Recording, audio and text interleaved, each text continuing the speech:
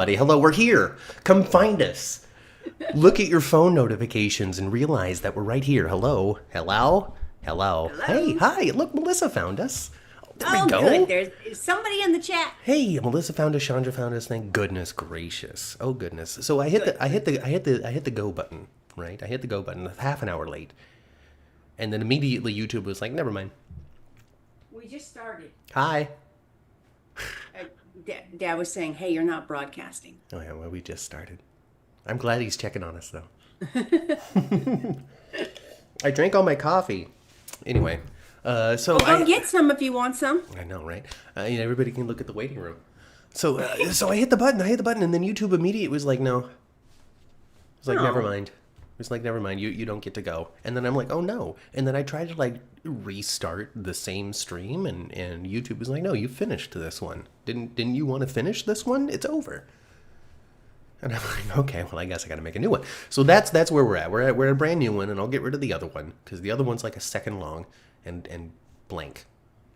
Oh, maybe that's what Dad saw. Yeah, probably. Anyway, we're here, everybody. Hi, everybody. Hey, everybody. Welcome back to the 10th floor. It's me, Matt. Hi, everybody. It's Kat. Hey, get on out of that waiting room, folks. Climb on into the elevator. It's time to go all the way up to the 10th floor. And while we're on the 10th floor, let's just talk. Let's talk about things. Let's talk about things that's going on in the world. You know, there's like this GH fan club event that's coming up in a couple of months that we're going to go to. Mm-hmm. And we're still accepting donations for that. If you want us to go to even more events, you can help contribute to that if you want by donating to the channel through the super chat and super thanks functions. So you can do that anytime you want, even if we're not live.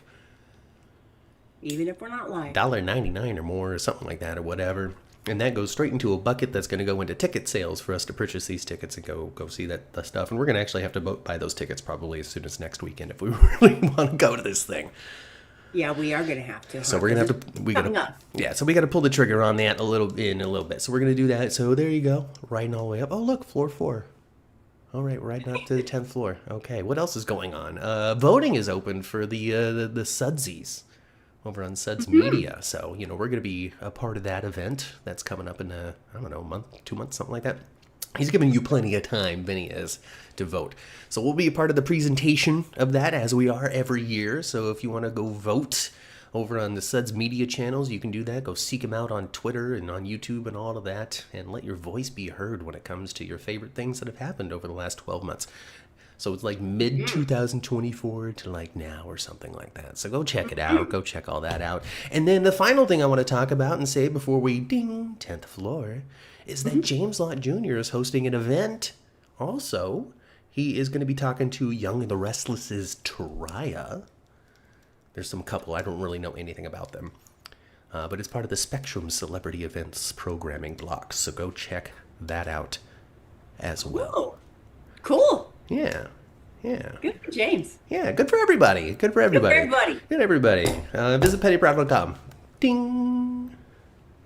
The doors have opened. You look to the left. What do you see? Is that Britt? You look to the right. Oh, goodbye, Lucky. Right? Cast changes galore coming up here on General Hospital. Yeah, but I'm not surprised that Jonathan is leaving. I don't think anybody is. I'm not surprised he's, I have to say, when they first brought Jonathan back and he was in danger from gins and all that stuff, that was good. But since they brought him back to Port Chuck and he's just there, they're not writing enough for him. No. As I said on Twitter, follow us on Twitter at 10th Floor GH. You don't go home to sit on the couch. That's kind of what they had Lucky doing this whole time. He was wiping down the bar. He's running interference for Christina, and he's falling back in love with Liz. Of those 3 things that went on, I would say one of them would be interesting to the actor. Mm-hmm. And the rest of them is like, what are we doing? You don't bring Jonathan Jackson back to GH and make him a filler. No. That's what he feels like. Yeah, so, I guess they were excited to bring it back on, but, I didn't even get an opportunity. All this time, we never even, Jonathan Jackson was a champ at crying, you guys. Am I right? And he didn't even cry. My gosh, he's such a good crier. You know, We didn't even get a good lucky cry out of this. the thing is, here's the thing. This guy just came back, and now he's leaving as early as next week, from what I hear. Yeah. You know, like, I don't know if that's a fact or not, but I hear, it's early as next week. So that's super me soon. too. I've That's heard super that more fast. than once. Yeah, that's super fast. What a quick turnaround on that. And I don't think this was the length of his original deal that he signed either. This is an early option to get out. You think so? I believe that's the case, because I think that they inked it for 2 or 3 years or something like that for him to just, How long has he been on? Not what? like 1 year? a year or something like that. A year. They would make Maybe sense not even timing that wise. long. It would make sense timing wise for it to be the time for him to say, yeah, for both parties to readdress what it is that they're doing and if they want to continue.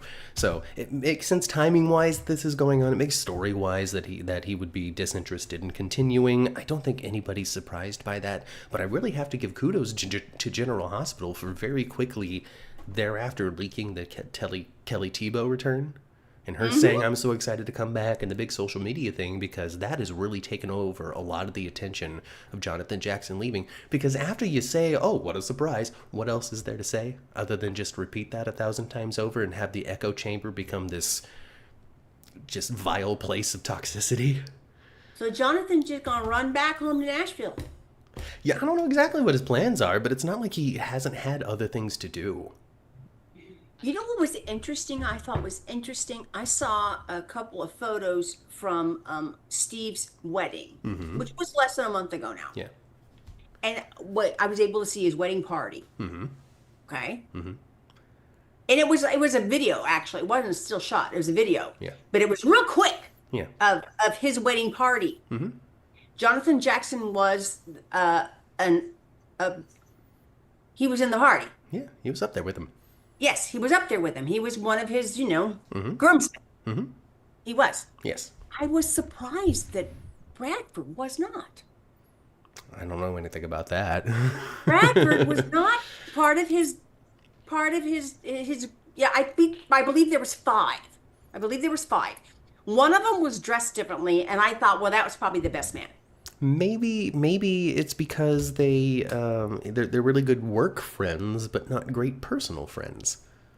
Well, boy, I was just surprised. I can understand that for sure. That Bradford wasn't part of that wedding party. I'm happy to hear that Jonathan Jackson was, and I think that does lend into this cast change as well, because he has not been working with Steve Burton at all. And from my understanding, like I don't know these people. I've never had a conversation with them. But from my understanding, he joined the cast to work with Jeannie Francis and have a love story with Liz, and also do some fun General Hospital hijinks. Yeah. And they haven't given him any General Hospital hijinks. No, they have not allowed him to act like a Spencer. No, he's gotten The involved only Spencer-like characteristic he has right now is, not wanting to stay very long. Luke was like that. Right. Luke was like that, Mr. Adventure, and he would get like bored and antsy and weird and like, I gotta go do something. He'd take off. He was just not.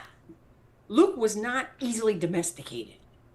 And Jonathan wasn't, Lucky wasn't. Lucky's not either. No, Lucky's not either. So that's the only Spencer characteristic I see. But all this stuff is going on with, Lulu getting involved with stuff and WSB things heating up over on the ends and Sidwell being in town and connected to Dalton, and they have Lucky sitting on the couch taking care of Liz with the broken leg, tending bar, lying for Christina. None of this is aligning with, it seems to be, what the expectations were for the character of Lucky when he came back to General Hospital. So, of the 3 years, supposedly, that he had been signed, he took the option to go ahead and take off for after the first one. Whatever. It fits with the character, honestly. It does. It fits with the character. It does. Just from, the fan and viewer point of view, it's a bummer. He's a Rolling Stone. He don't stay very long. So, if we want to take a look at it, as reality, yeah, it's a perfect choice for Lucky. Of course, he's only going to hang out for a little while and then go move on to the next thing. But from the audience and fan perspective and watching the show, it's just a bummer because Jonathan Jackson, to me, made General Hospital feel more like General Hospital. Absolutely. And so to lose him sucks. Yes, having to leave sucks. Yeah. Chandra says, we'll never know all the details. I think the network had some say in storyline directions, and that's always 100% the case, too. The network has the final say, really. They outrank Frank when it comes to what goes on TV. So, I don't know. Yeah, we'll never know all the details. These are just things that, it's tough because we know what they want us to know. We hear what they want us to hear. There's so much more that goes on. That we, as the general audience, never hear about because they don't want us to, and so the walls are way up. So really, we're reacting to the stuff that they want us to know about in the world that they want us to live in. So no, we never have all the details. We're not privy to the conversations. We don't know how hard Frank worked. He could have been like, nah, fine. It does seem a little abrupt, though. It does. It does. Because, and even in the way it's written, it's like, oh crap, it kind of feels like, oh crap, we better write something real quick and get him out of here. Right, and that might be from the negotiation side of things too, while they're trying to work it out, while he's like, hey guys, I'm not really interested, and they could come back with, how about you give us until next summer, man? How can you give us until next summer, and then by next June, we could have Lucky in the position that you're really excited about, or who knows what went on. But yeah, given the way that it unfolded on the show, it seemed like they were banking on being able to work something out, and then had to lean into some sort of Lucky characteristic real quick. Yeah. And I think it works, though. He sits there, he proposes to Liz, and Liz is like, I know you better than anybody, Luxter. This is not going to work out long term. Eventually, you're going to start drinking and popping pills. I'm going to go find Nicholas in prison, and then it's not going to be good for us. Was it good when you were cheating on me? Was it good, huh? I remember that. Oh, goodness. He actually said, Aiden and your boys. Look at that. He doesn't even feel fathership to Cameron and Jake anymore. Why would he? I noticed that too. The way they decided to write that line. That, it's like, yeah. And how would he, especially Cameron. Especially Cameron. Well, but also at the same time, it's been a flippin' long time. And a bond that you have with a toddler might not necessarily be the same bond that you have with them when they're an adult. No. Or 7 or however old Cameron was at the time. But I get it. I understand what you're saying. He had love. He acted as a father figure. But it has been a long time for that, so I don't know. Maybe, but that's also could just be like humble old Lucky downplaying his importance. I think that might be part of it too. I'd like to think that he left to free up money for Rebecca Herbst, says Udak. He left in a selfless act to make sure that they can still pay Becky. Well, she got that cast off her leg finally. She did finally get her cast off that leg. And I have actually come to learn that she was actually not legitimately injured. This was just them planting her in one set to make it easy. Sometimes you got to do some stuff on the show to make it easy. Wow. So, she was injured for only like a week or so longer than Rick was. So ultimately, the timeline matches between Rick's recovery and her recovery. Technically, too, she was more severely injured with a broken bone while Rick bashed his head, right? Right. So, there was, I guess, it takes a little more time. But Rick had a lot of internal damages, though. He had bleeding on the inside. He did have to sit in the hospital for longer. He did. But ultimately, I guess, being able to get back up onto your feet took longer for Liz because she had the broken leg. So an extra week for her, the timeline matches, it's totally fine, totally cool. But yeah, sometimes the show just is like, what we're going to do? We're going to keep it cheap, all right? We're going to make it easy to schedule. Is that why they gave Willow some leukemia?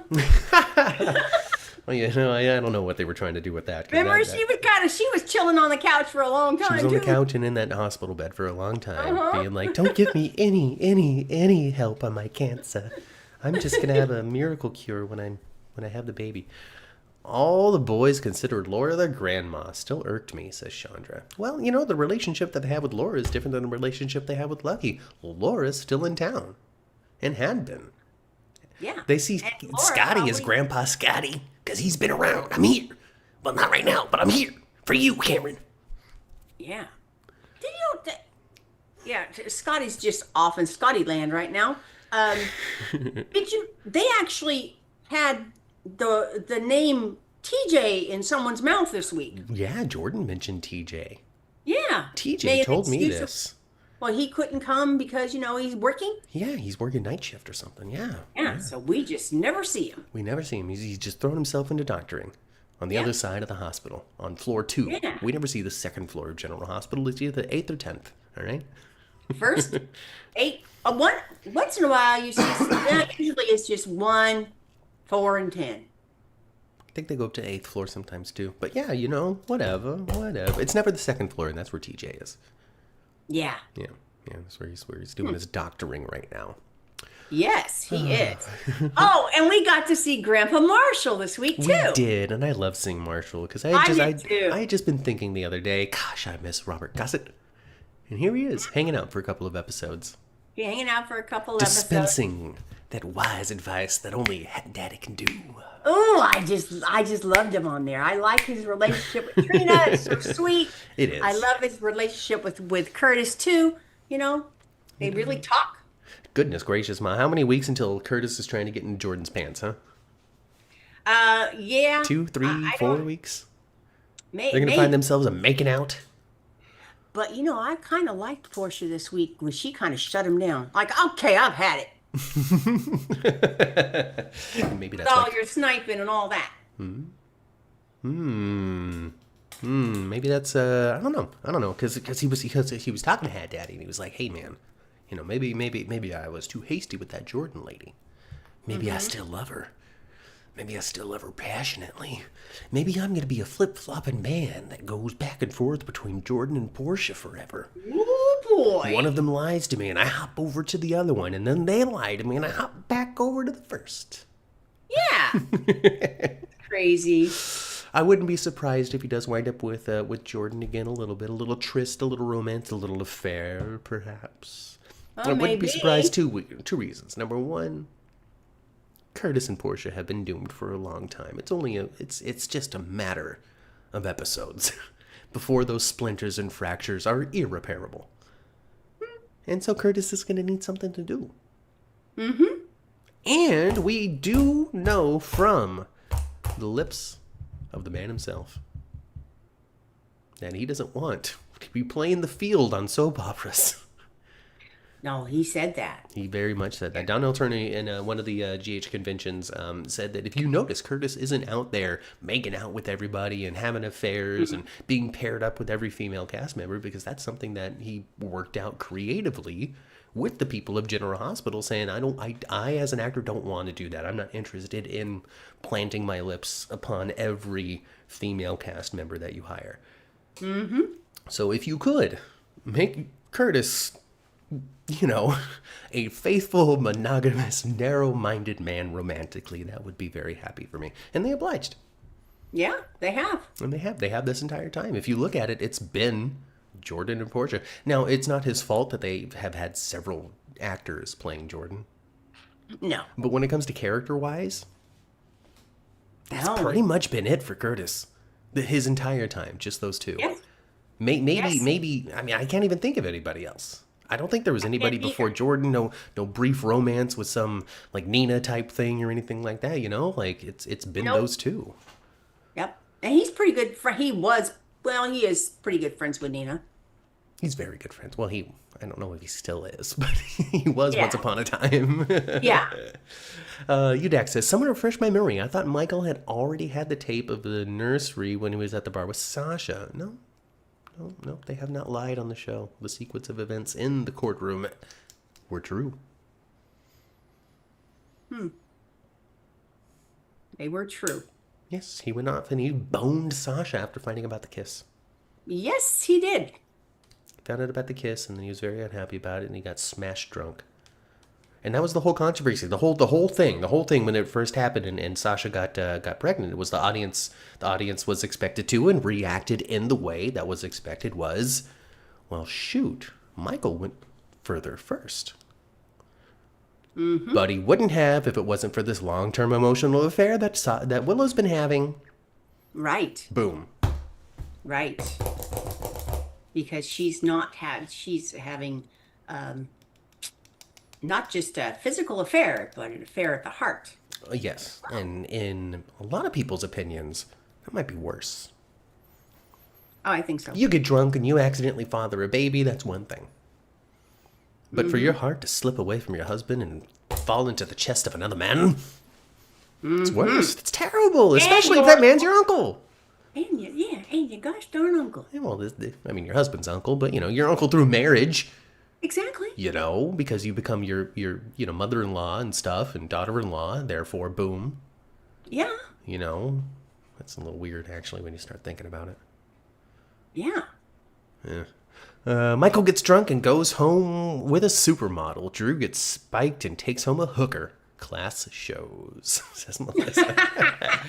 Well, it wasn't Drew's choice to do that. Let's have a little sympathy for the most evil man on soap operas right now. Daisy, Gilmore, Corbin, Corinthos. Interesting that they chose Daisy. I thought they were going to... I thought... They would choose Monica. They would name the baby Monica. The thing is, though, Monica on the show is still very much alive. I know. So what would be the inspiration other than to just be like, hey, we're named her Monica, so Monica can die now. Yeah. Actually, people, the very smart GH watchers out there, the sleuths, the detectives that are better at it than the PCPD, are reminded of a Daisy that was once on the show. Oh, yeah, there was a Daisy, on Dawn of Day Daisy. There was a Dawn of Day Daisy, sure. There was one. People didn't put together that one, because she was a very flash in the pan. That was the one that came through and kind of like twerked some stuff and it was gone. But I remember Daisy. I remember her. There was a different Daisy. Really? I guess Courtney was a stripper? Courtney was... Yeah, she was. Courtney was a stripper, and her stripper name was Daisy. Oh my gosh, I didn't know. I remember that. I do remember Courtney, though, very well. Oh my goodness. Daisies pop up at Dawn of Day, says Melissa. Yes. And Michelle says, I love the name Daisy. By the way, I didn't do my shout-outs because of the weird hiccup. Melissa's here. Chandra's here. Keita. Hello, Keita. Liz is here. Hi. Udag and Billy. Hello, Billy. Michelle is with us. Sandra. Hello, Sandra. I don't see a Jeannie. Where's Jeannie? Jeannie, come on, Jeannie. Jeannie's not here. It makes me wonder what's going on. Makes me a little concerned. Melinda's with us. Hello, Melinda. And come on, Jeannie. Come on, Kelly. Come hang out with us too. Hey, Michelle. So when Michelle says, so one day when Drew and Willow are finally over, can we put the two tall ones together? Drew and Britt 2.0. Aesthetically, they would look good together. I think if she comes back and she is Britt Westbourne, I think they'll put her back with Jason. Because that's the big question, because GH very wisely, like, Kelly Tebow's coming back, but then also on the back of that, but will she be playing Britt? Because like I said, we only talk about the things they want us to talk about, the things that they want us to know about. So they want us to have the question, is she coming back to play Britt? Because they've already established in previous times, just because an actor's coming back, they're not necessarily going to be playing the same character. Absolutely. But folks, I also have it on good authority that Kelly Tebow is not returning alone.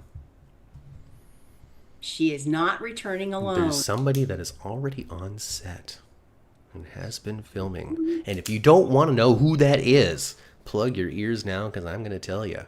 Because she's a friend of the show. Somebody that we love dearly. Somebody we're always excited to see. And when I saw this spoiler spoiled for me, I was like, oh, darn. But yay. So I hope you're ready to plug your ears if you don't want to hear that we're going to get Lisa Lobrecht back too. Britt and her mama. Britt and her mama. And so that question of, is she Britt, is far more just a deeper question. Because if Liesel's coming back at the same time as Kelly Tebow, and Kelly Tebow may or may not be playing Britt, what does that even flippin' mean? This is what it means. What does it mean? It's classic soap opera. It's classic soap opera. Okay. So that crazy Faison, there was two babies. Oh, That's a identical twin. twin Brit. You got Brit's the identical twin, What if she was like a like she? and Oh, okay. and and Liesel didn't even know there was two. Oh, classic soaps. Classic. Classic soap. Okay, so she had Yes. babies, two babies, and Faison was like, I'm gonna take one. Yeah. Okay. Oh man, that's super evil because on top of that, Ma, Lisa was super in love with Faison for the longest time. Oh my gosh, she was completely Completely taken by him. and he just she was like a little marionette for him. She did exactly what he said. She was off her rocker when she first, and she was evil when she first came on, and she was Absolutely off evil. her rocker, Yeah. and she was like he had like a mind control on her in a way. She was just so enamored by the Yes, and evil genius. he talked to her so bad too, talked down to her all the time, because he was crazy, stays on. He all treated her like crap, and she just was like, I'm here for another. So yeah, so there's that. There's the evil, the evil hidden identical twin situation. Then there's also your classic soap. Liesel Obrecht is a mad scientist doctor. I scooped up her body before they put her in the ground, and I fixed her. I took all the poison out of her blood and I fixed her. Yeah, You know? but there is no cure for Huntington's disease. No, the Huntington's part is the one that's hard to get over. And honestly, I had forgotten about Huntington until like yesterday. So they can just eliminate that, and I'm not sure people are going to remember because I forgot. And I have a steel trap memory for soaps, okay? Mine, me too. It's a steel trap sieve, but it's a steel trap. There's a hole at the bottom. It's starting to... But the trap is made of steel, and that's the important part. All right. You can't have Kelly Tebow come back as anybody but Britt with Emma Drake in town, says Melissa. Somebody in the chat earlier said that they heard that Kelly Tebow's first air date's going to be in July. I heard that too. And if that's the case, then maybe she's going to come back with a doll sailing across the set and landing in some fire. Oh. And then standing in the shadows, it's me. I'm Britt. I'm back. The Britch has returned. The bridge has returned. Oh my Now, goodness. of course, there's also criticism to this because people can't help themselves. Because when Kelly Tebow left, she did an interview in which she specifically said, I asked for them to kill Britt because I do not want to continue to use General Hospital as a crutch. I love it so much that I wanted my character to be done. So I couldn't just call them back and say, I'm ready. Well, she probably should have kept that to herself. Probably. Probably. And her show that the it was nine what It's was Station 19. that? Station 19, right? So that was canceled. I don't know how much work she's done since then. I know I haven't seen her on anything. There's more than that. I mean, so the life of Kelly Tebow at the time is very different than it is now. The Station 19, totally correct. She had been brought on as a regular cast member for that, and then the actor strike thing happened, and that show was one of the ones that kind of got sacrificed on the altar of coming back. So Station 19 didn't continue after that, and so her cool new job didn't continue from no fault of her own. On top of that, too, she had gotten swept up in some romance or something and has been spending a lot of time in Europe and wasn't really local anymore. And it just seemed like her life, and I don't know these people. I've never had a conversation with them. Kelly Tebow, come to the show. And so it seemed like her life was on a different trajectory. And she really wanted to make sure that she could be free, I guess. Yeah. And then that trajectory did not continue to pan out. But yeah, the biggest thing is the same Steve Burton thing. The same thing that people constantly say when they think that their life is going in a different direction. Oh, no, I'm done with that. I'm moving on to something else. Oh, oops. That new thing didn't work out. Good thing I still have a lot of love and passion for this thing that I left. I didn't mean to sound like I hated it, because I didn't. Right. Well, but even though Kelly had said to them, go ahead and please go ahead and kill off Britt. Yeah, but it's a soap opera. It's No a soap. wonder. People come back all the time. Yeah, People yeah. come back from the grave all the time. Jeannie's here. Hi, Jeannie. Hey, Jeannie, we were worried Jeannie. about you, babe. Woo, glad you made it. All right. Party for Jeannie. All right, we can get started. Let's start talking about General Hospital now that Jeannie's here. All right, did you watch this week? Oh gosh. I did watch this week. I did. Let's see. What else should we float around before talking about the hearing itself, the family hearing?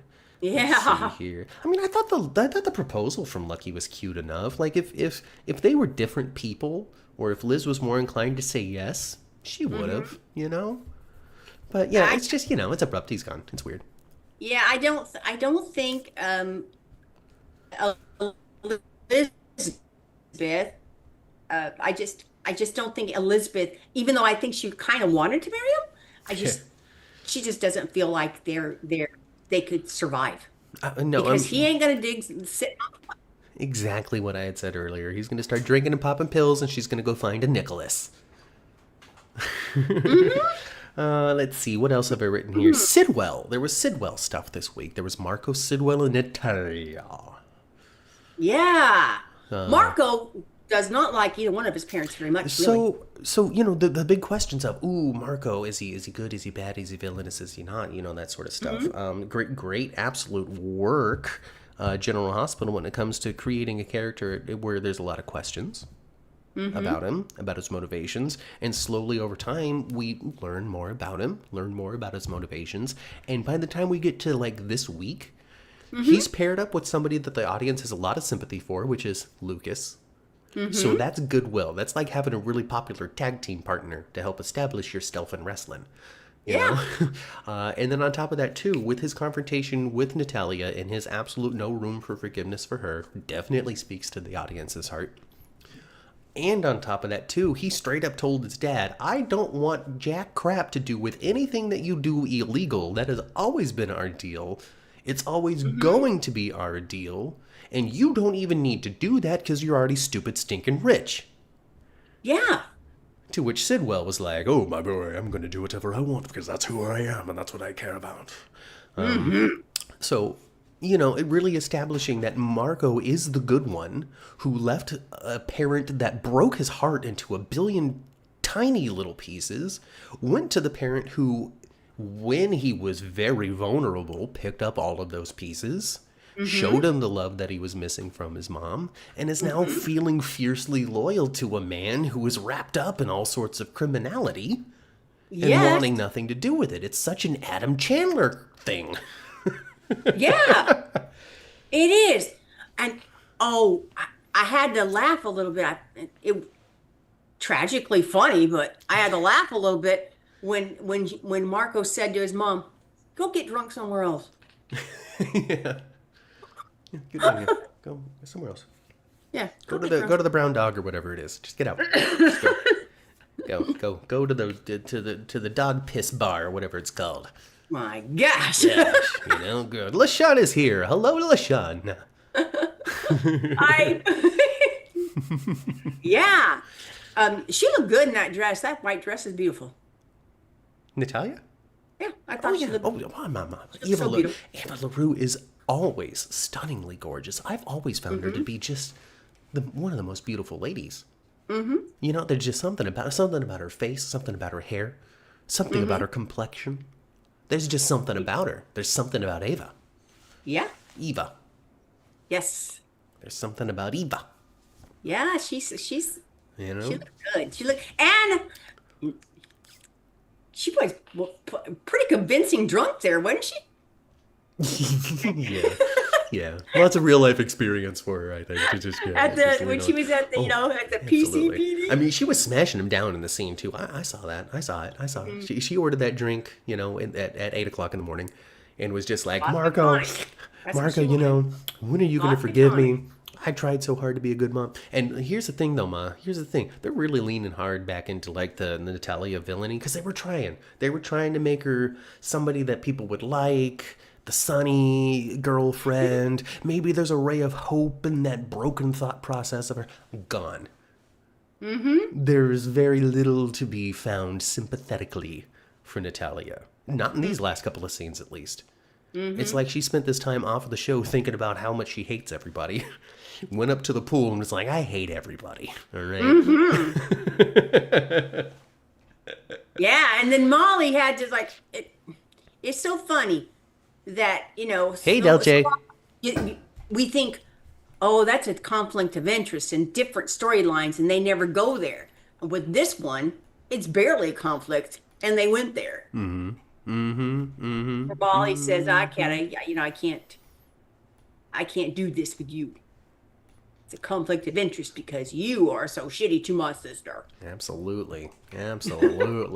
Del J is here. Want to make sure that we call out Del J because Del J felt a little left out. It's all right, Del J. You called yourself out, and I noticed. And that's how you get attention in this world, all right? You got to be a little squeaky wheel every once in a while. You can't just be like, you can't always go with the flow because if you do, you're just going to get trapped up in the flow and nobody will notice you. Yep. It's just what it is. You get caught up in the current, you'll be gone. Mary is here as well. Hello, Mary. I thought they were going to give out Natalia an alcoholism storyline, but nope. She's just been being manipulated by Sonny's new ADA conquest, says Melissa. What is it with Sonny and ADAs, Mom? What is it? What is it? Is it the power? Is it the dichotomy? Is it the fact that they stand at the opposite side of what I'm doing, and it's just so sexy? Look at you standing there in your pantsuit. Do you think he likes her? Carrying around the law. Not yet, but he will. Come on. Yeah. Come on. The interesting part is because that's Sidwell's real life wife. I know. Yeah, they're really married. So they have been for some time. Yeah. So if she starts making out with Maurice on set, you think old real life Sidwell's gonna be okay with that, or is he gonna be hanging out in the wings, watching? No, it's art. Come on. You better not put your hands on my wife's hindquarters. And keep your tongue in your mouth.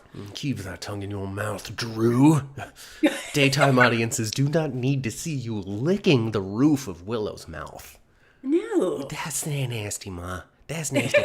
and General Hospital or somebody shared a still clip of Drew's tongue in Willow's mouth, and I was even more disgusted. All right, sometimes you come across. See that. Sometimes you come across something in social media where you're like, I guess they were selling it, huh? They were really selling it. But you know what? General Hospital knows how to do the nasty too, because we remember Nicholas. Remember Nicholas and what's her name? I don't even remember her name anymore. Esme, yes. Oh my gosh, that was nasty. And they did it nasty. They performed it nasty. The intimate coordinator was like, make it gross. Make it gross. And they did. And then we toured the set and we saw how tiny that room was. And we're like, oh my God, they literally rolled around in a 4-inch space. It was so weird, huh? Yeah, that sitting room outside the parapet is the smallest set you will ever see. It is. They do some television magic with that thing. It is no bigger than the 10th floor elevator. It really is very small. Really is very small. Yeah. Somebody tweeted us saying that Marshall saw TJ get into the right side elevator. Somebody on Twitter tweeted that to us. Oh. So thank you for the joke, whoever that was. There's so much activity on Twitter this week that because I tweeted a lot and people liked and replied and stuff that it would be very hard for me to find that specific reply in this very moment to say specifically who said it.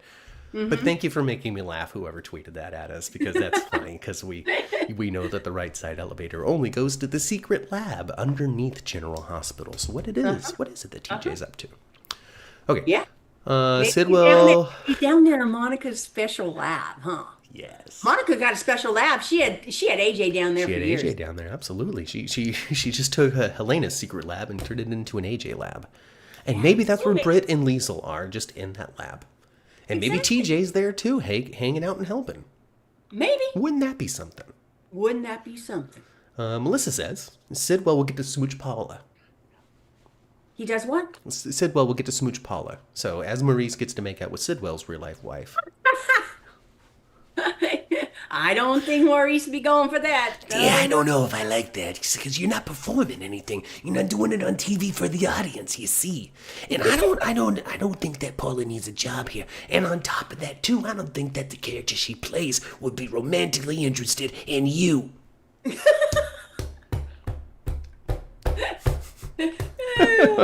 Sidwell. Oh my gosh, it's the dimples. I guess I'm the only one who liked the scruffy old Cody better, says Sandra. Oh my goodness. He got a haircut. He did get a haircut. He did get a haircut. And I can tell you from personal experience, a haircut can change a lot. Okay? It can. Did you get a haircut, man? I'm surprised you didn't notice because my hair was almost shoulder length last week. Well, but I've been covering it with a hat. You've been covering it with a hat, and you got your headset on. Yeah. No, my hair was almost like the length that I left Manteca with. Oh, doggone! You had COVID hair. Yeah, I had like I hadn't got a haircut for like 6 months. It was crazy long. It was crazy. It was COVID hair long. Yeah. Starting to do the Carol Brady flip, all sorts of different... it was starting to do the flippy thing? Oh, the hair, yes, absolutely. Folks, if you ever see me in real life with the hair that is far too long, for some reason, I don't know what it is, if it's just the way I brush it, because, you brush it, right? And then I've got this crook right here. Everybody does. A shoulder, right? And as you brush, what do? You go down that shoulder, right? I wonder if that contributes. It might. Anyway, if you ever see me in real life with the long hair, it does a Carol Brady flip. It really has my whole life, like even from when I was young. Well, I think I don't like you with super long hair, Matt. Nobody think you're does. Way more except handsome. For me. I think you're way more handsome when you're a little more manicured. Well, that's because I am. What can I say? His hair looks like Rick's now. Molly's daddy issues will like that. Oh, goodness gracious. Rick's hair is much more white than mine. Yes. But I did comb it like Rick does. Like Rick likes it. I could be in the courtroom. Millie Acosta. Hello, Millie. Welcome to the show, Millie. Put the baby in the box, Millie. We're leaving now to start our new life together. Oh, speaking of Maxie. Yeah. Maxie with the scene that she had with Sonny. Yeah. I have not seen. I think she's a beautiful girl. Yeah.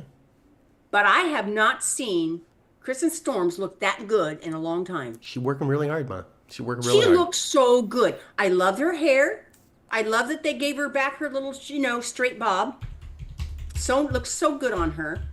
I love that they gave her blonde hair again with her dark roots. Mm-hmm. That's her. That's Maxie. That's Maxie. That's Maxie. That's the Maximista right there. I like that scene a lot. We don't see a lot of Maxie and Sonny. No, it's an interesting pairing, and I like you as well enjoy it when they mix up some of the interactions between people because they can get siloed off very easily. Mm-hmm. And it gets exciting and different. Like when Trina has a scene with Jason, it's like, oh well, that's new and different. How fun, right? Exactly. So I like that sort of stuff. Maxie, I think that's why I enjoy the Jason and Tracy scenes so much. Well, I mean, also we don't get that. We don't get that, and there's so much history baked into that too. Exactly. So much history baked into that. And when it comes down to Quatermania, which is something that I called last week's podcast, Quatermania rages on. Who's going to get caught in the crossfire? All that kind of nonsense. Thank you very much to Quatermania herself for... Kathy Quatermania. Kathy Quatermania. Thank you so much for, being a GH fan and not allowing us explicitly to use Quatermania. But, hey, we're going to... Mm-hmm. And then we'll plug you, too. So it's not like we're saying... Anyway, in any case... All that to say, Quatermania continues, and I absolutely love it. It's something that General Hospital is... It's like there's some core things that I expect from this particular soap. Mm-hmm. Quatermania. Yeah. A hospital. Yes. Somebody with the last name of Spencer or Weber. Now, that'll be strange if Elizabeth, scampers off with Lucky or something and goes travels the world. Because somebody told me once that Lucky Liz's childhood dream... was to travel the world together. Yes. He was going to go do his Spencer thing. She was going to study art in every country or something like that. And that was their big dream together. When they were teenagers, yes. That doesn't mean that they can't do this today. It would suck for Becky because she wouldn't have a job anymore. But when it comes to the characters, they could easily say, well, Liz, my kids are grown and Aiden's graduating and I love you. Why not? They could. He even invited her. Mm-hmm. They could, Ma. They could. They won't, but they could. They could, but no, they won't. They won't. She had good reasons not to want to, though, because that her life is there, her friends are there, her family's there. the job that, she worked so hard to achieve. I mean, she could be She head nurse now. probably, I just,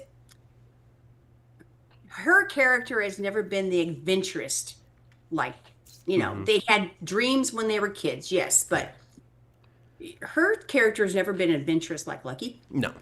She's perfectly placed in Port Charles. She doesn't need to go travel the world studying art. That was the dream of a child. Yeah. Not that it was invalid. Like if that's the way her life went, then awesome for her. I'm not saying that it's if that's your dream, pursue it. But Yeah. as like a 55-year-old head nurse with 3 adult children, not sure now is the time to go study art across the world. I don't know, but I also don't want to like diminish that if that's your dream. If you're a 55-year-old with 3 adult children and want to go study art across the world, go do that. But yeah, like Liz is where she should be, right? Yeah. Yeah. Thanks for all the reactions, everybody. If you haven't subscribed, go ahead and do so now. And why don't you go ahead and hit the like button and share the link on your social medias. Just do the whole thing. Yeah, that helps us. Melissa reminds us that Maxie used to hang out with Sunny and Jason a lot when she was with Spinelli originally. She misses the Sunny and Maxie dynamic because she always amused him. Yes. And she always irritated Jason. Yeah. She would be so, he would come home when he and Sam were together. He'd come home and Maxie was there often. Her and Sam were pretty good buddies. And he would be just kind of with her. All, He's just exasperated by both Spinelli and Maxie. Yes. And and remember, Molly just thought she was such a romantic when she was a little girl. Yes, that Spinelli and Maxie were just the most beautiful love romance. Yes, and he, and she thought that Sam and Jason were, just like, she'd write a novel, right? A long time ago. Yeah, she wrote a romance novel and then stuck her nose in a law book and didn't pull it out. Like Yeah, if she turned into her mother. if she pulled her nose out of that law book, she might actually be able to enjoy her time with Cody before Lulu jumps on those bones. Yeah, I think actually I want Lulu to be with Sunny. I mean, what am I talking about? What am I talking about? Lulu and Sunny, huh? Now what am I that is a talking romance I don't think anybody's seeing coming. They call those crack ships, Ma, by the way. When Well, you take I was- Lulu and Sunny, that's a crack ship. Oh, I think it's a ship myself. I misspoke. I like know. Lulu. I like the idea of Lulu with Cody. I do too. I think it's a fun little stop on the way of the angst between Lulu and Dante. We all know that Lulu and Dante are the ultimate, and this is all the story leading up to their reunion. Yep. But also at the same time, Lulu and Dante are they have a chasm between them right now because of the whole Geo thing. Dante also, folks, we also have to remember the long-term effect of the death of Sam McCall. Dante is still super in love with her.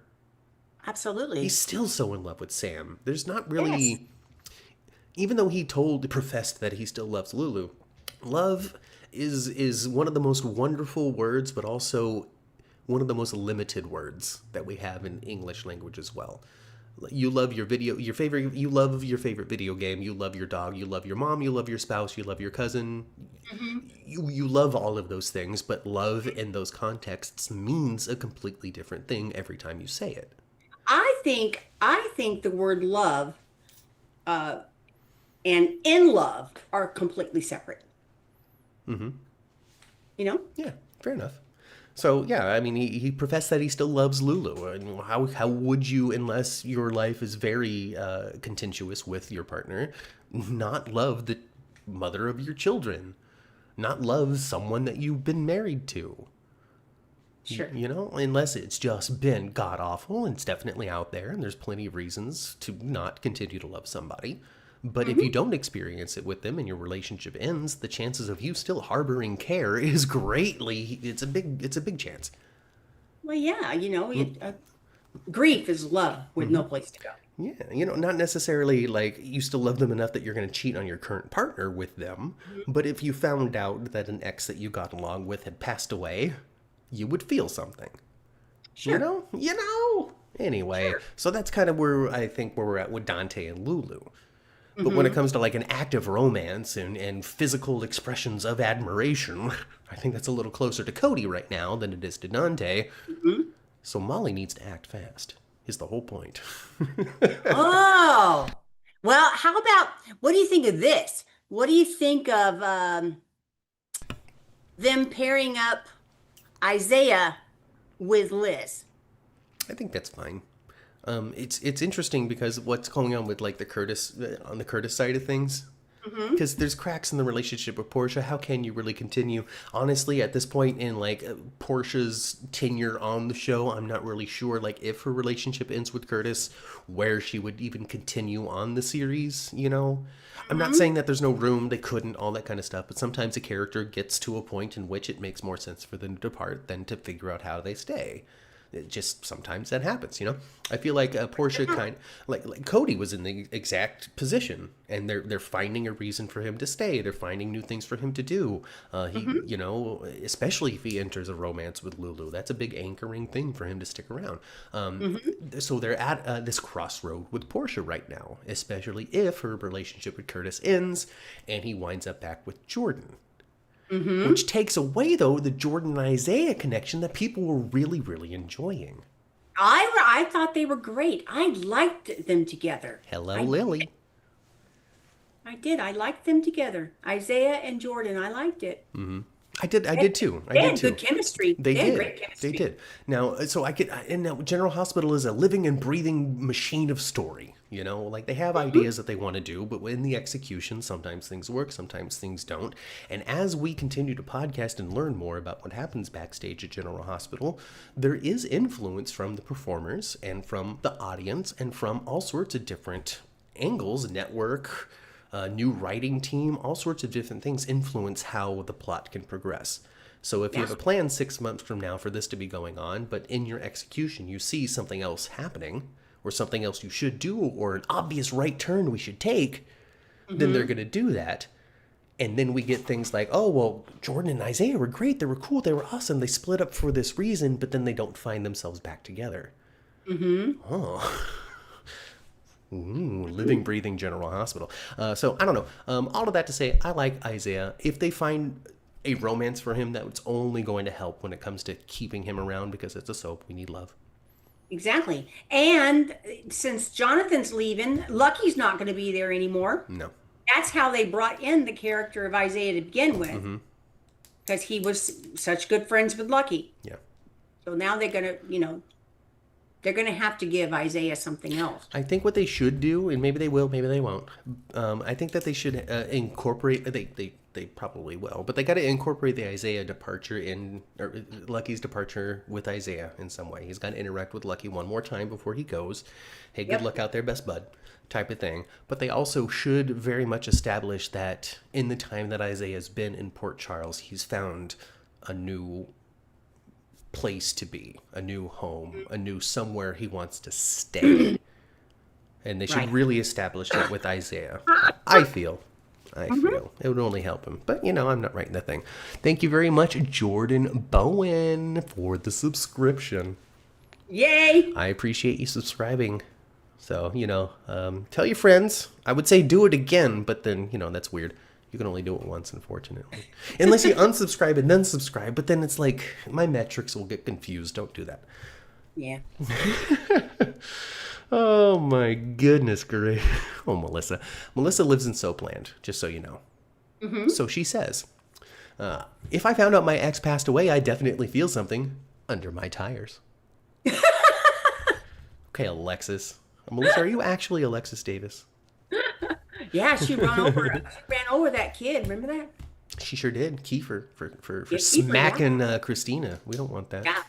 Jordan and Isaiah is hot. Hurry up, says Jeannie. Ooh, they are hot together. Know. They were smoking hot in that apartment, Ma. They were smoking hot in that apartment, and then she put the brakes on it. Sure did.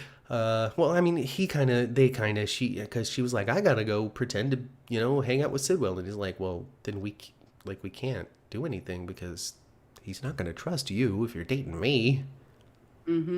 Well, I can't date you. Oh, it's a bummer. It's a bummer. Jason is going to find out that Joss is in the WSB, and he will tell Carly, says Billy. I don't think so. I Oh, think eventually he will. I think Joss is going to be secretly in the WSB for an extended period of time. Do you think so? I don't think that Jason is going to find out sooner rather than later. I think that she's going to be able to successfully do the whole Dalton case and stay just under the radar of Anna and Jason. Yeah. Here's why. Why? It's the best way to do it. Because otherwise you pop your balloon too fast. You got to think of it like this. See, this is how it's explained to me in wrestling, and it applies to soap operas as well. All right?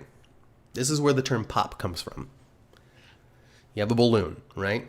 Mm-hmm. And you blow your hot air into it, right? Mm-hmm. All right, that's your plot beats, your details, your characters, your events. You blow it up, the balloon bigger. Mm-hmm. It fills up with more detail, fills up with more excitement, fills up with more intrigue. You don't want to pop that balloon too soon, because you can't fill more into it. It's gone. It's done. You got to start filling up a different balloon. Mm-hmm. So Jason almost finds out. Anna investigates too closely. Anna leaves the PCPD to rejoin the WSB. Brennan doesn't tell her that Jocelyn is an agent because we need to keep it secret. Mm-hmm. The balloon gets bigger and bigger and bigger and bigger and bigger until you wait for the very right moment. Or you pop that thing before it pops on its own. Because if it pops on its own, it's because people don't care no more. You've gone too long. That's true. And yeah, you know what?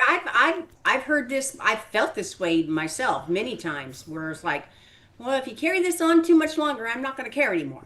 Right. You can't have it pop on its own, so you got to pop it yourself at the right time. But here's the thing: the bigger the balloon, the bigger the noise. Mm-hmm. So you just got to do it right. You got to do it right. So you can't wait. You can't have Jason find out and then because he can't lie to Carly. They reestablished that this week. I'm glad you never directly asked me if I was the baby daddy. Mm-hmm. Because then I would have been conflicted. Yeah. So you never directly asked me, so that's great. I'm super happy that you didn't, because I was able to skirt on the side of truth. Same thing with that. He can't find out that Jocelyn is in the WSB and then keep it secret from Carly. And you can't tell Carly too soon, because then you're in the Carly knows story, not the Jocelyn is a secret agent story. You know what I mean? I know there's a long way to get there. Yeah. That's what I mean. And when Jocelyn, when it does happen, and everyone knows, and Carly knows, that'll be the end of her and Jack too. Oh, absolutely. Jack John Brennan. So you got to get there and all that sort of stuff. So we got a little WSB stuff this week. It's cold fusion, everybody. That's what Dalton's thing is, cold fusion. So welcome back to Storylines from 1997. It's what you asked for, folks. It's what you wanted.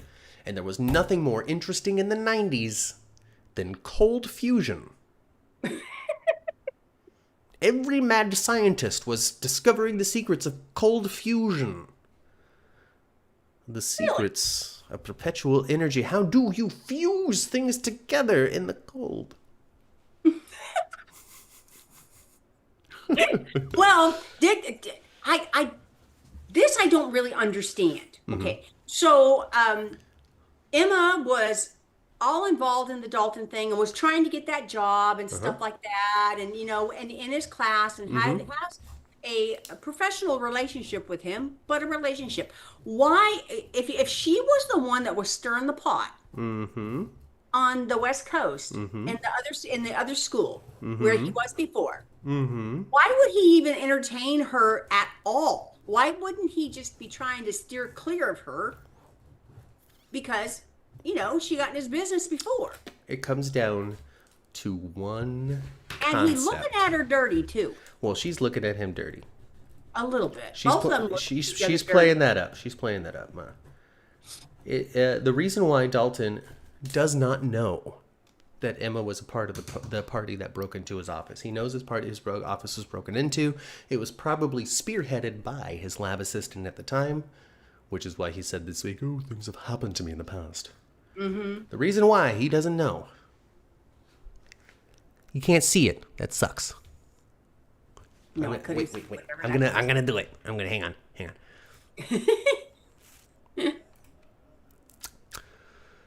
Oh goodness. How do I do this thing?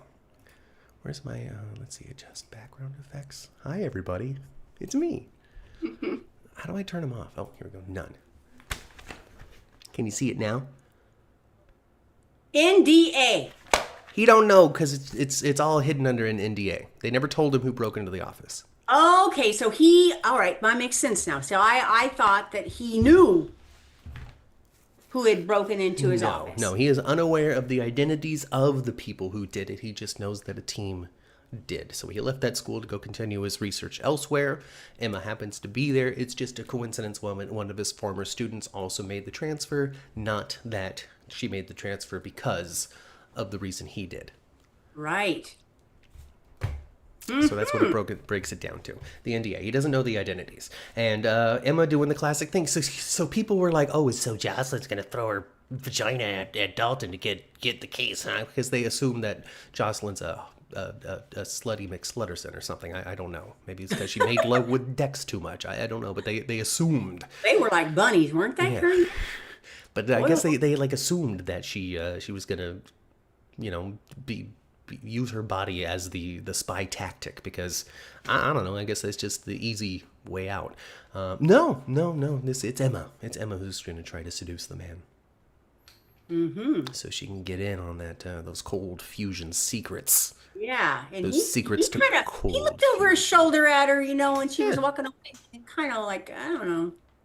Yeah. Well, what's your deal? He's also a highly suspicious man. Yeah, he is. Maybe Dalton is using his lab to keep Britt alive. I think that it has everything to do with cold fusion. That's the new buzz thing. Sidwell's interested in cold fusion. So is the WSB. It's a mad dash race to see who can discover cold fusion. First, huh? Who can do it? Who can do it and change the universe with cold fusion? Because it changes it. It eliminates our need for energy.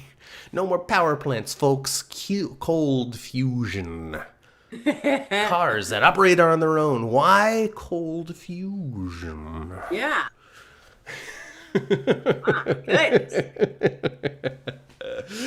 Just more wackadoodle Cassadine nonsense, right? Yeah. I mean, it's not even with the Cassadines. One of them just lives on Spoon Island. He's inspired by the ghosts of the Cassadines that live in that castle. Wouldn't it be something? There is a connection there is a big connection to the Cassadines and Sidwell that we don't know about. Yeah, there's all sorts of stuff about Sidwell that we don't know about, and I think that's by design. I think that we're really, really, really getting close to Sonny not being a criminal anymore, and he just becomes Grandpa Sonny with the money and the advice. Yeah. I'm here to support you, Gio, man. If you just need a place to sleep upstairs while you get over the Brooklyn thing, I'm here for you. I feel like that's the direction we're going to be going with Sonny. He's going to be leaving the mafia. And then you know what? On top of that too, here's the only way that Jason can find out that Jocelyn is in the WSB is because he leaves the mafia and joins the WSB. Well, there was a time where Brennan really wanted him. And maybe he'll get his way. Some sort of story will happen in which he'll get his way, and then Jason will then be compelled enough to keep this from Carly. I think that's the only scenario in which Jason can find out and not tell Carly. Yeah, he don't lie to Carly. No. Well, Jason really just doesn't lie. Yeah. All right, Ma. Let's do it. Court is in session. Court is in session. Court is in session. Call your first witness. Tell me all about it. Mm-hmm. Diane versus Rick. Yeah. Willow and Drew versus Michael. Rick is there's just nothing he won't go. He'll just go for it in court. I like how, again, when we're negotiating contracts, are you going to continue or not? We get these fork in the road, crossroad potentialities for characters. Because Rick could have been like, "Hey, I'm packing up. I'm leaving town. I've repaired my relationship with Alexis. I banged my head real hard. I don't think this is the place for me. Somebody's trying to take me out. I'm sorry. Peace out. Goodbye. Everybody likes me a little bit more. Room for me to return in the future without everybody barfing. Great." And then they work it out. I'm sticking around. I'm continuing to do the thing. And Rick is the biggest asshole on the planet again. Yes. My God. Oh my goodness. Oh my God. Oh my God. Yeah, he badgered her. Poor Sasha into having a baby. I know.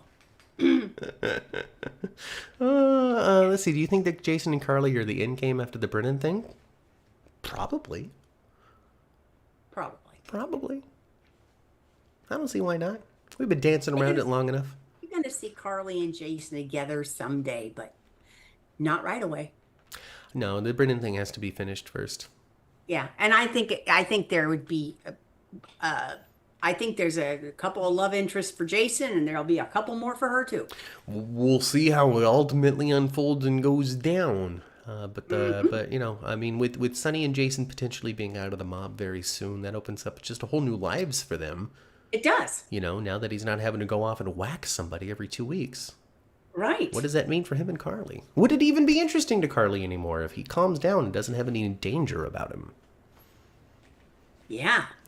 I just can't see, as long as Sidwell's in town, I just can't see Jason and Sonny being able to exit the mob, really, because they'd be pulled back in because of some kind of shenanigans he's doing. Unless they're not doing it on the outside of the law, but the inside. Yeah. Wouldn't it be something if Sonny winds up being... Imagine Sonny in a police uniform. Can you imagine him like in the blues? In the old PCPD blue?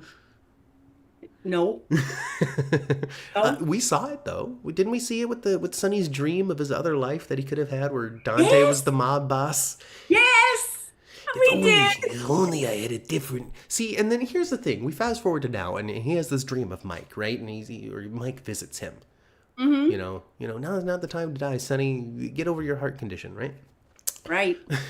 And Mike's like, if only I made different choices, you would never have been in the mafia. Things would have been way better. I could have been... We saw what life would have been like for Sonny outside the mafia, and it wasn't better. You know, it wasn't. He dreamed it was way worse. Dante was actually Sonny. Mm-hmm. But somebody died at the end. You know, I don't think Morgan even existed or something. I don't even know, man. But it was not the same world we live in now. Not in any way, shape, or form. Mm-hmm. I miss those episodes. They need to do more fantasy dreams. Because Sonny got one and Ava got one. Mm-hmm. All right. Whatever. And Aisha. you know what?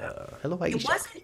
It wasn't everybody's cup of tea. Not everybody dug it. But I loved the episode of The Christmas Carol. It was funny, goofy. Oh, gosh. Ebenezer Scrooge as played by Dr. Finn. Yes. Yes. Jason is the only uncle Michael can trust, says Melissa. Jason is the only father that Michael can trust, Melissa. That's what I have to say to that. Hello, Tyrone. Hello, Millie. I said that already. Hello, Aisha. Michael is mob ready. Nah, I think we're going away from the mob. That was the quickest. Okay, she had to have been 5 centimeters already and not in that labor. Baby slid right out of her, didn't it? She had what? I mean, I know it's a soap opera, but my goodness, she had a 15-minute labor. I mean, yeah. I mean, she had the baby before the paramedics arrived. So, yeah, it was not very long. She's like, ooh, I'm going into labor. And the baby came right out. But it's her second birth, all that sort of stuff. Maybe her body was just ready for it. That's true. That's true. The second baby usually gets out of there easier. Maybe not that easy. Maybe not that easy. Well, no. I was ready, Mom. I wasn't ready. I wasn't ready. I don't know. Your body was ready to get rid of me, but I was not ready to be born. Okay? Yeah, I guess. The world is loud and bright. Okay? You hung out in there. Yeah, very much so. Aisha wants to know, how come ex-con woman Sasha caved so quickly? And it comes down to one thing, Aisha. She respects the law. She's up there. She has sworn the oath of truth. Mm-hmm. And so she must tell it. She is compelled to. She will not perjure herself on this witness stand. It's what you're supposed to do. Mm-hmm. So it's funny that the reaction is, how come she didn't lie? Is that, if you get summoned to court, is that what you're going to do? Are you going to lie to support the person that you're on the side of, or are you going to tell the truth? Actually, I think, I've never, I've been a juror, but I've never, been called to the witness stand. Right. Nothing like that. Nothing like that. But I think, just the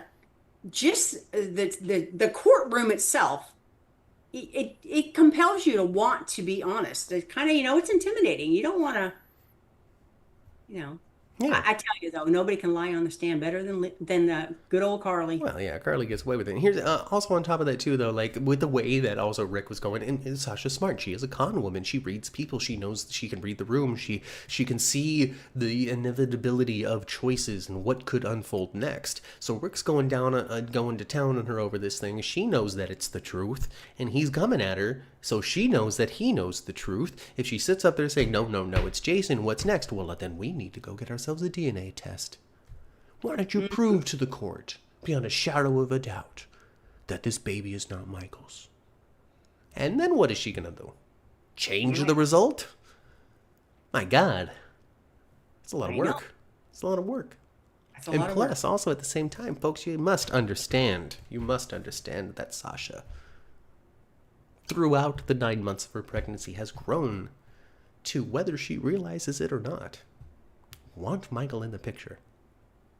Yes. To a point where she wasn't even all that mad at Nina. No, not really. Because she wanted the truth to come out. It was inside of her somewhere that she wanted the secret to be revealed. So she let it. Yep. She could have lied. She could have changed DNA. She could have done anything. But she saw her opportunity to go ahead and just say it. Plus, she was also feeling intense labor pains at the time, too. And just, goodness gracious. Can you just stop asking me? Uh-huh.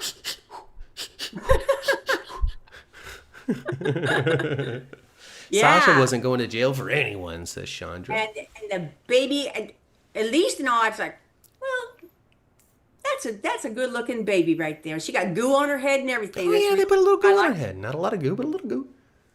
Even had goo on her head. Giant baby, though. It's funny because they do flashbacks and stuff, especially in Days of Our Lives recently. Lots and lots and lots of flashbacks. And they do flashbacks of, like, babies being born. And back in the 80s, you had an actual tiny baby. Mm-hmm. You had a little baby. You don't have that anymore. Now you got an 8-month-old playing the newborns. Yeah, I thought this little Daisy looked to be about 3 months old to me. Just giant head, chubby cheeks, thunder thighs already. Like, those aren't babies that you have. But, it's fun. It's fun. And the jealousy that popped on Willow's face when Sasha and Michael, when she learned that Michael was the father of Sasha's baby. Yeah. She looked like Nina. I really understood why Willow helped. What else are you going to do? And you got to look good for the judge, huh? And you take when you take an oath to care for people when you become a nurse. Yeah. You take an oath. Mm-hmm. Mm-hmm. It's also a fun little cool callback because people were reminded of yesteryear where Leslie delivers Monica's baby AJ. And they're rivals, they don't get along, all that sort of stuff. And now we fast forward today where Willow is delivering Michael's love child. Yes. Like, how soapy can you get, Ma? That's soapy. You're up there with the secret really baby. soapy. She goes into labor on the stand, and then the person you're getting a divorce from in these proceedings and trying to figure out custody has to deliver your new kid. And I'm all, okay, all right, past that. Okay, all right, we have this baby. All right, baby Daisy. Michael, within hours of this baby being born, is going to run over and swoop up Wiley and Amelia so they can be introduced to their new baby sister. Mm-hmm. They do. They're excited. Can mommy come too? All that sort of stuff. And this poor blonde kid with no skill, Wiley. Mm-hmm. No skill whatsoever. They have not established one talent or skill that Wiley has other than being a little child. Yeah. He's not a baseball star. He's not a violin prodigy. He can't even sing. No. Anyway, he's so excited. He meets his baby. Can mommy come too? And never once did he look up at his dad with his little 5-year-old eyes and go, how come Sasha's the mom? Right? Not once. This kid just accepted that any lady out there can go ahead and have a baby with my dad, which is true. Mm-hmm. But also at the same, not one question about why Willow was not the mommy. Yeah. I'm sorry, that kid would wonder. Of course. That kid doesn't put together doing it in babies. No. That kid doesn't get love He's got a mommy and a daddy, right? When Lucas was like, I raised you for 6 months, he was like, I don't fucking care. Do you remember that? I do. I do. He was just like, can I go color? Like, I'm done. Who are you, Uncle Lucas? Anyway. Yeah. Goodness. So, like, this kid knows mommy and daddy and brothers and sisters comes from mommy and daddy. This just happened. So, different mommy? Why is Auntie Sasha having your baby? Like, no question whatsoever, which means this stuff is normal for him. It's normalized for him. Yeah. This means that any weird shenanigans that happens within the family, Wiley is never going to question. This is the problem. This is what they're trying to prevent with Wiley, and I wonder if it's going to come out in the story or if it was just an oversight. Yeah, who knows? I want it to come out in story. I want that judge to go, I'm sorry, you drugged who? I'm sorry, you cheated on what? I'm sorry, you slept with him where? I'm sorry, you're moving to D.C.? I'm sorry, you took this kid to, huh? All right, you don't get the babies. You don't get the babies. Someone else gets the babies. Ooh. And that person is Tracy Quatermaine. Wouldn't that be crazy? Oh, my goodness. Oh my gosh. Wouldn't that be crazy? Chandra said that James already told Wiley all about the birds and the bees.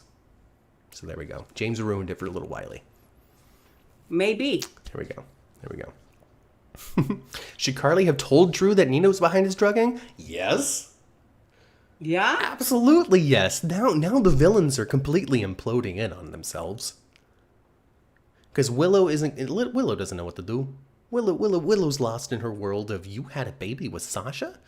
That's not okay. I leave. You don't leave. That's wrong. I'm hurt. You don't leave me. I leave you. So there's that. Then there's Drew and the Nina thing and the mutually assured destruction. Well, I'm going to tell Willow that you drugged me. Well, I'm going to tell Willow that you stooped me. Where are we going to go from there, Drew? Exactly. Oh, my goodness. Good stuff. It was good. Good stuff. Good stuff. Good stuff. It was good. Good stuff. Good stuff. I love it. Okay, what else is there to talk about? The whole courtroom thing was great. I mean, when it comes down to it, the way that they shoot Courtroom when they really want it to be impactful is good. The way that they montage it out and the way that they do the witness testimony and the questions and the back and forth and the objection, like they do a really good job of hitting the most important parts of this trial. They don't let it drag. They allow the actors to monologue some when it comes to their point of view and their perspective on things. The way that they do it is really effective. It feels like you're watching a primetime procedural, the end part of a Law and Order episode. Like they do a really, really, really good job with that. The performances are always on top. The lawyers always lawyer their asses off. That's part of the reason why Nancy Lee Grahn wanted to not be a lawyer anymore, was because those scenes kind of got repetitive for her with the way that they do them. But they do them effectively. So, I mean, I've got no problems with really anything that General Hospital has been up to the last couple of weeks. Me either. The way that they've unfolded and unrolled everything, so good. People are talking in the chat right now, Daisy and Melissa. Josh played Rick. Josh spanked Rick. Jocelyn, yeah, he did. Oh my God, the best witness of the night, yes. of the day, of the trial. I was like, go Carly Jr. You know, she's like, actually, the last thing I did here, and it's all true, all of that stuff did happen. She totally did the right thing. And what they've really also done with that as well is continue to strengthen Jocelyn when it comes to her capability as a secret agent to be under that pressure and turn it into a win. Yeah. Boom. Yep. Great stuff. Yep. Absolute great stuff. The next secret is going to be Nina and Drew. Absolutely, that's the next one that's going to come out. Absolutely. 100%. That's the next one that's going to come out. And I keep on saying by this time, nobody's going to care. And I hope that's the case. It's been so long. And Nina's been like, I've been sitting on this thing forever and just being so anxious about it. And have it be nothing. Willow's going to care. That was before us. Whatever. Yeah, but he was actually trying to, He was smooching on her and sleeping with Nina. Yes, he was. I really, honestly, other than the fact that they're mother and daughter, maybe I'm just too 2025 for this. Maybe. Maybe, because he wasn't committed to either one of them. Who gives a shit?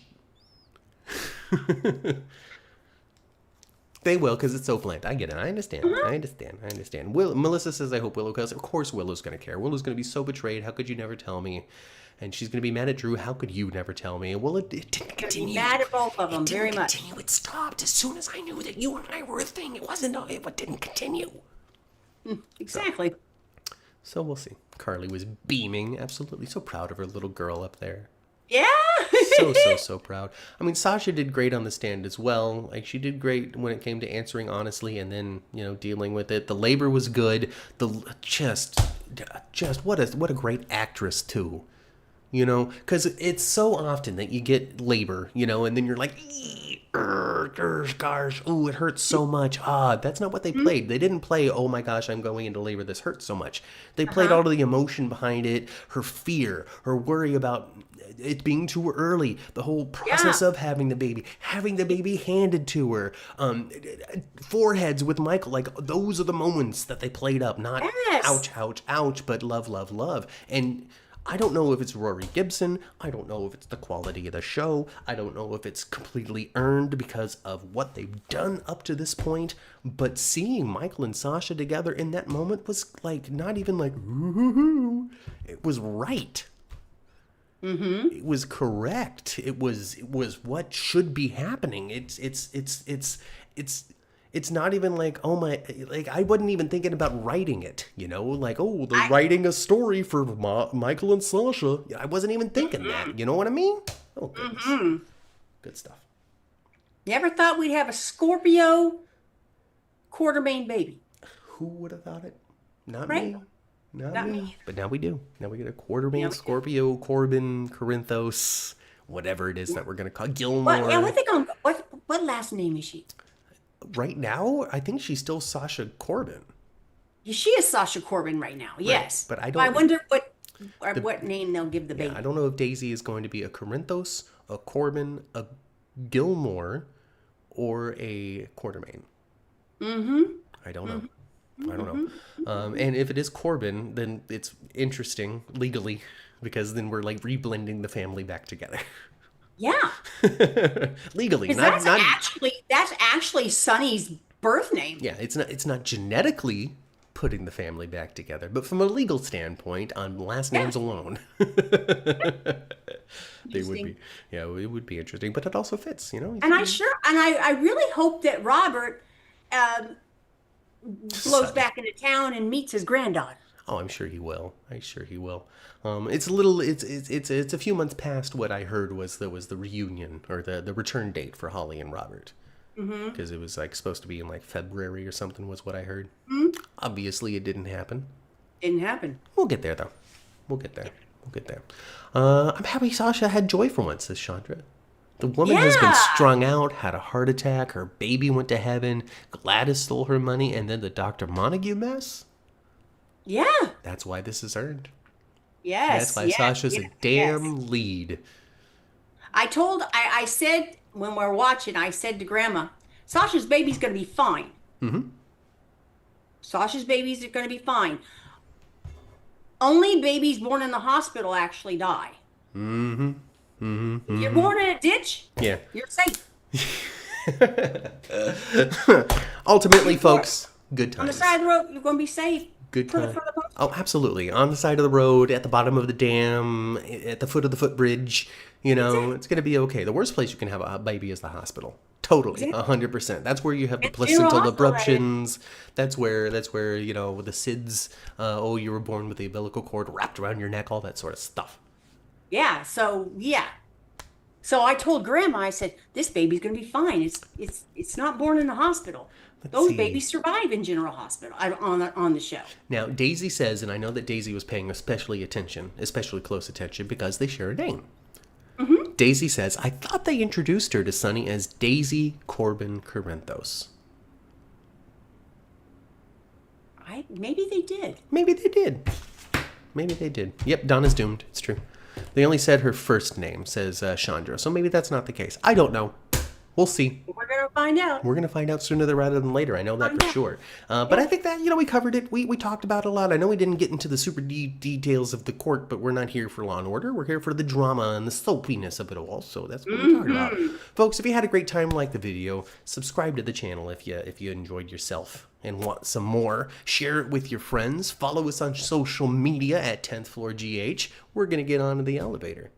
We're going to go back down to the first floor. We're going to get the heck out of here. We're going to go into our cars and tune our radios to previous episodes of the 10th floor, which you can find on all of your favorite podcasting platforms.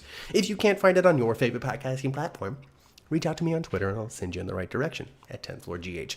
Give us a follow. Join the soap conversation all week long.